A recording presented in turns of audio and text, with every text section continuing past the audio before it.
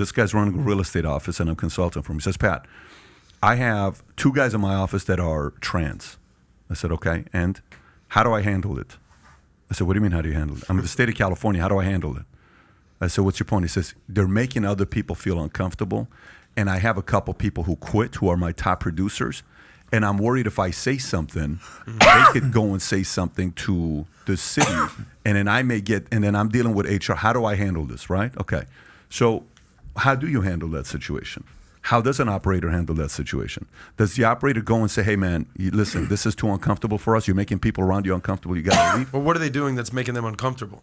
Just being there is uncomfortable. Just being there is uncomfortable because people are coming. We live by, why do you have clothes on? Why do I have clothes on? Why does he have a nice, because we live by what? First impression, right?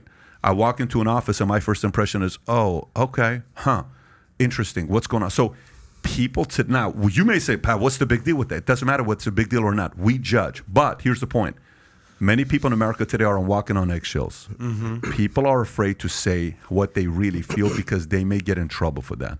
And people are getting sick of that. I agree with that. Getting the fact that yesterday Johnny Depp's story, whether it's a true story or not, Disney may offer the guy $301 million to get him to play, what do you call it? Jack Sparrow, Pirates of the Caribbean. If they give this guy $301 million, guess what? If he wins, guess who won? Man's men won. Men won.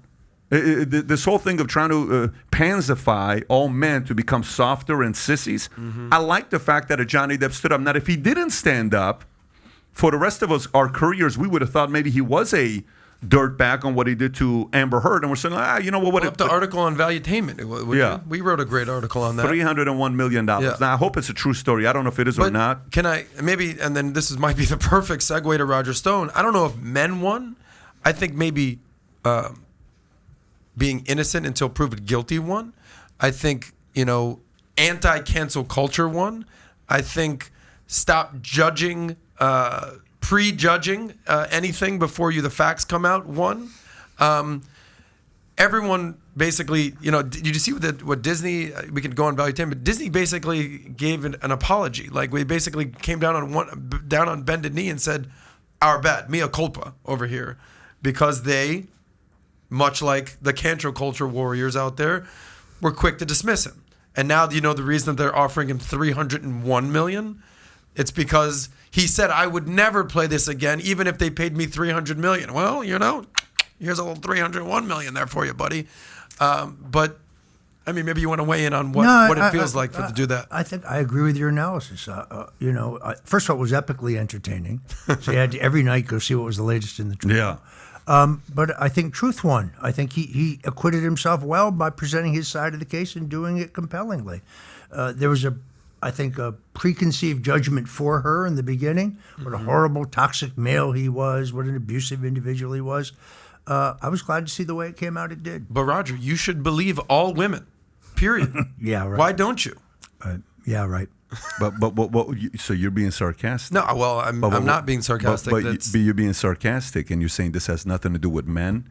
Of course, it has something to do with men, but it's more than men. It's the truth. I said yesterday, I'm glad we're transitioning away from guilty until proven innocent instead of innocent until proven guilty. I get that. But the fact that you threw that sarcastic comment at the end means men get destroyed when it comes down to this topic. And it's good to see men like him stand up.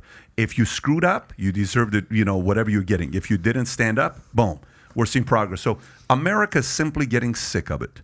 The more and more politics is getting involved, they're just getting sick of it saying, listen, let me be able to give my opinion without getting destroyed, my career, just because I disagree with you. So if you like this clip and you want to watch another one, click right here. And if you want to watch the entire podcast, click right here.